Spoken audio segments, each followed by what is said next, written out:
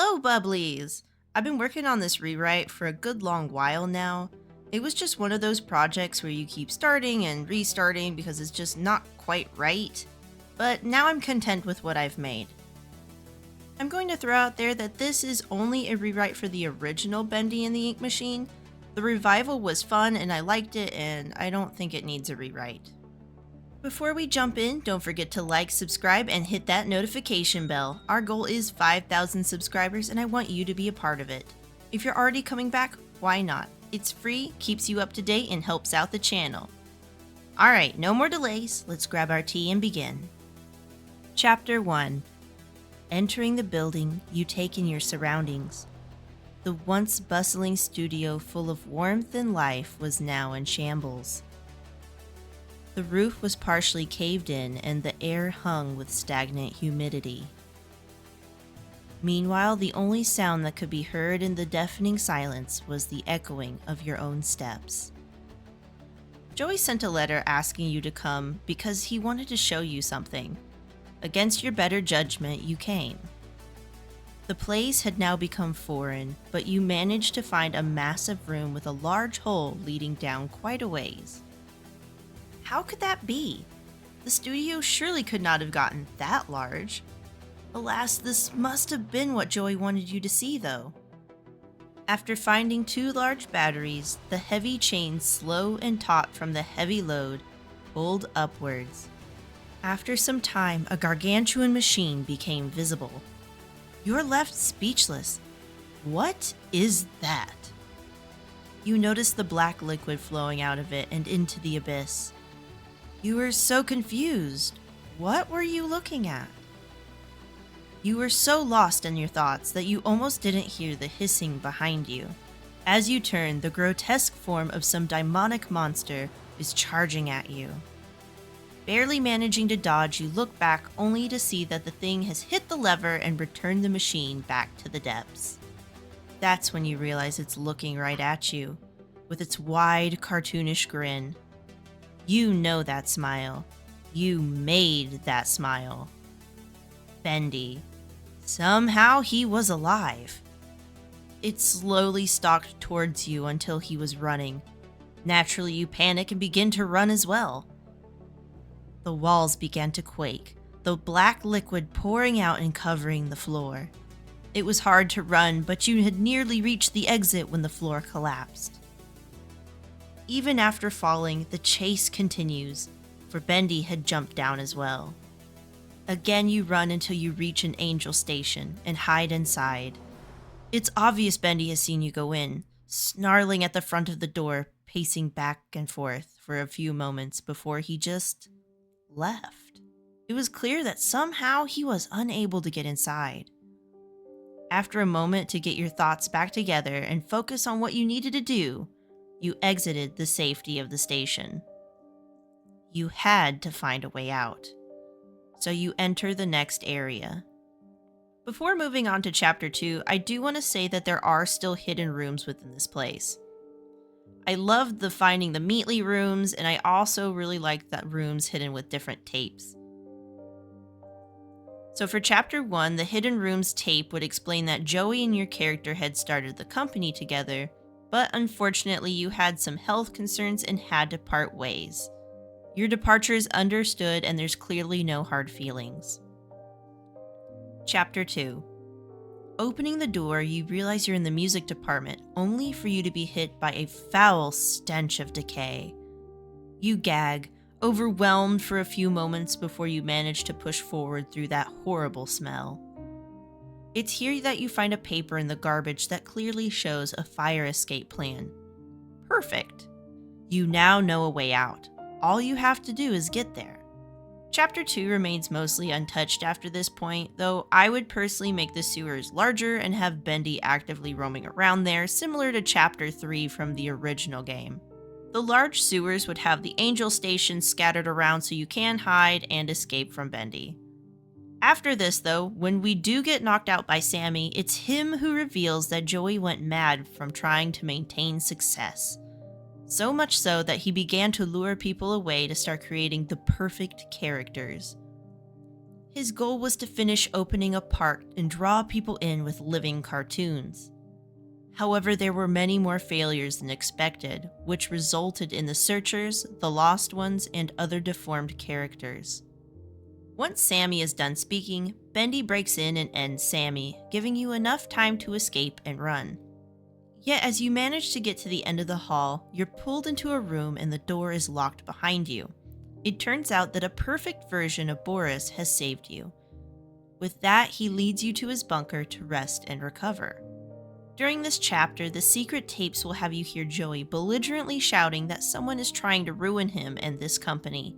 He is adamant that he's not going to let this company go down without a fight. Chapter 3. Waking from your nap, you find yourself rested and you had some time to sort out the information you'd learned. Boris told you that he knows a way out and he'll help you leave. After all, he just doesn't want you to become like them. With you both armed with a pipe, you leave the safety of the bunker. You both clear a path through the Searchers, making it to Heavenly Toys. Breathtaking. It was massive, and the entire area was lined wall to wall with toys. You and Boris travel down the dark halls and through the ink till you find an elevator. A soft, sweet voice calls for both of you to come, that she wants to help you and has what you're looking for. So you both go. After all, if she has the elevator to escape, then they needed to go that way. Instead of meeting a mentally unstable Alice, you actually meet a friendly one. She's still horrifically mangled, but she's harmless. Or so you think. However, Boris is frightened by her, quickly making his way to the elevator that you had just come from. She comments on it and tries to coax him down, but he does not budge. It's odd behavior for our brave Boris, but you carry on. You have to get through her area to get to that exit, and it wasn't like she was asking for anything more than a couple of simple errands since she was afraid of the ink demon. Traveling the levels via elevator, you realize more and more items from your list are missing, and it eventually leads you to check the stairs. As you begin to find those things, as if on cue, Bendy arrives and forces you to hide. He's patrolling the entire area, and if a Butcher Gang member sees you, they will immediately call for Bendy, who arrives through the walls or running at top speed. Close by, Boris will still shake like in the original game. After doing everything Alice has asked of you, you enter the room of harvested Borises and other characters. You know she's been taking other characters' hearts and ink to stay alive, but this was a new extreme. You're hoping nothing comes of it, but as soon as you step on the lift, the same ending occurs. Now, I do want to state that during some exposition through the game, we do hear from Alice in what we would think is an offhanded throwaway line that she's seen Joey use toys as offerings to get different things he wants. This is our hint to use toys to unlock our secret doors. And for our secret room in this chapter, we learn that Joey has hired Gent to build the ink machine. To him, this would be his escape from the enemy. Chapter 4. When you come to, you wander through what seems to be living arrangements. You're shocked when you see it's the Lost Ones. They're all watching you, but you notice they're all wearing the angel symbols on their clothes. They have no desire to hurt you. Parting for you, the crowd opens to a vent with the angel symbol around it. So you leave. A bit of exposition explains that you'll need to go find Boris, as he's still the only one that knows the way out since you've fallen so far down. You enter the large carnival storage area just like in the original game, and you will still need to turn on the power. However, each of these areas is guarded by a massive Butcher Gang member. Completing all of this leads to the carousel fight. However, it doesn't have Bertram's head. The tape before the fight is replaced with Alice at the balcony, confessing. She states she's allowed the downfall of Joey's business and reputation, all because he fired her from the position as Alice Angel and instead gave it to Allison. This machine here before you was the cause of his downfall. You don't entirely grasp what she's saying at first, but upon her activating it, the machine goes haywire. You realize that this was the machine that had started going crazy during the accident at Bendy's park all those years ago. It had bankrupted the business with bad publicity. After beating this area boss, you can go to the normal ending. But for those of you who are wondering why I got rid of Bertram, don't worry, because I didn't. Instead, I added him as a secret boss. In the original game, Chapter 4 has Bendy mascot suits and a Bendy robot. Upon unlocking our secret area, you enter the room full of suits and a broken down robot right in the center. You play the tape, hearing Joey sob about how the sabotager has ruined his life. He's bleeding money, but he calms his voice and it is now laced with calm rage. Joey has to make a choice. Be all in or all out. He is adamant he won't lose what both of you had created. In the background, a man's screams can be heard, but it's not Joey's. Once the tape ends, you turn to look at the door, only to see Joey's first victim, the sabotager now stuck in the robot suit. The machine hidden amongst the toys becomes your next boss fight. But unlike other bosses, you cannot beat it. We're forced to run to an angel station, where Bendy catches and dismantles the machine, just like he did with the projectionist in the original game. Chapter 5.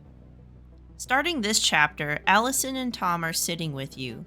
Allison apologizes and reveals that Joey had died in the studio a year or two before.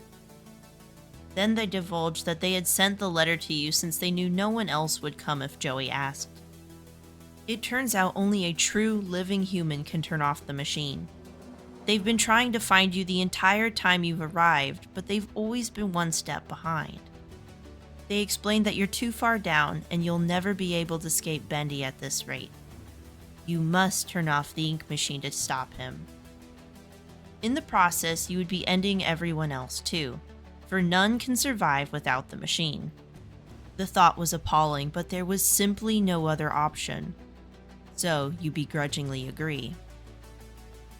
You travel through Chapter 5 with the still very active Bendy and manage to get to a now settled ink machine. Allison and Tom have to find a way across, but you trudge through the ink to the machine. For this section, I want to add actual combat to Chapter 5 and remove that film that says the end. I thought it was anticlimactic and was kind of a pain. After getting through the boss battle, Bendy enters Phase 2 and turns into his huge demon form that races around trying to catch and crush you. In one area, you enter a large open room with a massive metal double door hatch on the floor. Looking for a way to open it, you again flip the switches. The floor opens up under a slowly approaching Bendy, only for him to fall and be locked inside of a glass cage that lifted out of the floor. Allison and Tom finally arrive, but they're completely stunned. You captured Bendy and he can't escape despite how hard he tries. This leaves it possible for them to all keep the ink machine on and live their lives in peace. Or, well, as much as they can. They agree that for now it doesn't have to be shut off. Now, I've tried to include or better incorporate things from this game into this rewrite. I hope you've enjoyed it as much as I have, and I'll see you in the next one. Bye.